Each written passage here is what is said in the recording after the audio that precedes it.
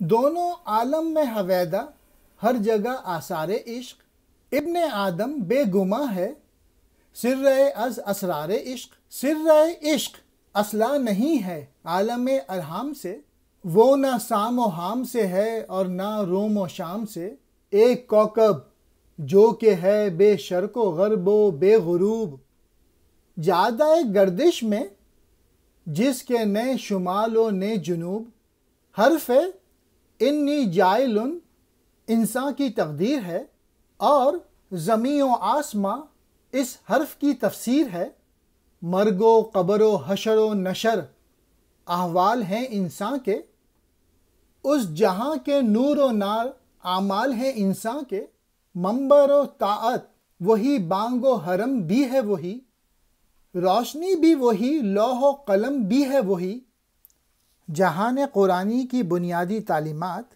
جن میں واضح احکام ہیں۔ انسان جو ہے وہ اللہ تعالیٰ کے ایک رازوں میں سے ہے۔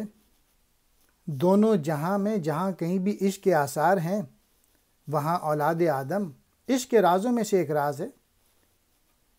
عشق کے راز کا تعلق ارحام سے نہیں ہے، اس کا یعنی راز عشق کا سام اور حام اور روم و شام سے کوئی تعلق نہیں ہے۔ مطلب یہ ہے کہ عشق حسب و نسب اور رنگ و نسل کی قید سے آزاد ہے۔ اس مرد کامل کے احوال ہیں۔ انسان ایک ایسا ستارہ ہے جس کا مشرق و مغرب اور غروب سے کوئی تعلق نہیں، یعنی انسان غروب نہیں ہوتا اور اس کے مدار میں نہ شمال ہے نہ جنوب ہے۔ انسان کامل آفاقی ہوتا ہے اور اس زمان و مکان کی قید و حدود سے بہت بلند ہوتا ہے۔ حیات جاویداں اس کا مقصد ہوتی ہے۔